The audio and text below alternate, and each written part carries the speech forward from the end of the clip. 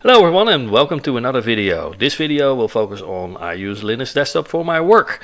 And I've got it in two parts. So the first thing is, as you probably will notice, I got a different desktop than I used to have. So before I was running Ubuntu and with the GNOME desktop, and now it is KDE under KDE Neon.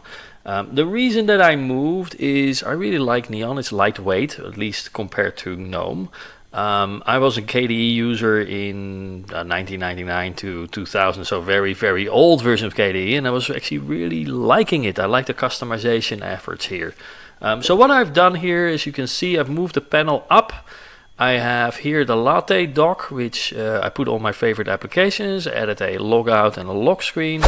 And here is, you see the Aurelian Group logo, which is also the start button, which is kind of the laptop layout that I use.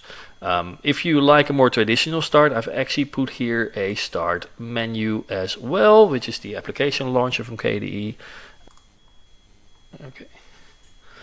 And finally, you can start applications via pressing Alt space and just type something. So if you want to type Firefox, then it finds it immediately. It is super fast. I really like KDE.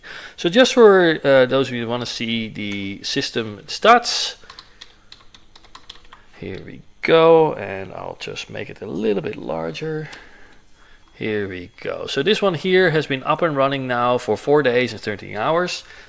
Previously was up and running for over 30 days, but we had a power outage. It's the only reason I actually reset my computer. And it is fantastically stable. It's running on Ubuntu long-term support, so it's 18.04.3 I think we are right now. And I just don't have to reboot it. Now, if you look at the memory usage, yes, I am running over 3.5 gigabytes of my memory, but I'm running here my music server as well, and I got a very large collection, so that's hogging up most of the memory. On my laptop, it is around 700 megabytes of memory, so less than a gig, way less than a gig. All right, enough about that. What this second part of the video is going to be is like, well, I use it for work, so how do I get my Zoho applications there? So I got here the Firefox, which is my standard browser. I recommend it. It's very good. And what you see here is if you go to zoho.com/mail/desktop, and I'll put the link in the description as well, you can see that you can download a Linux client for it. This is an app image, so it's not a .deb file. This will work on any Linux distribution. The beauty with KDE is that it will ask you if you want to integrate it into your normal desktop environment or in your applications menu. So it doesn't stay in your downloads folder, which is like Ubuntu. If you run an app image, it will just stay there, and if you move it, all the things get lost. Here it just puts it nicely into an applications folder.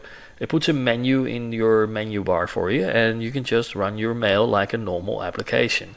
So I'm very happy with that. The second thing you want to install is Click, which is the kind of like Slack and Teams.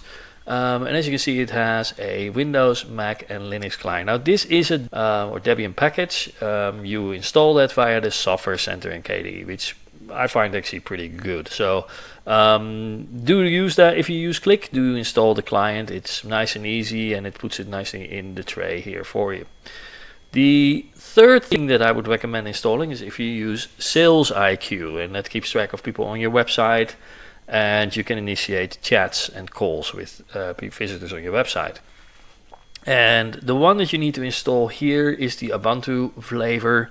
Again, it's a deb file, so it will work on anything that's based on Debian. Ubuntu obviously the most popular one, and KDE Neon is built on Ubuntu 18.04, the long-term support as a core. So that will work like a charm, not an issue.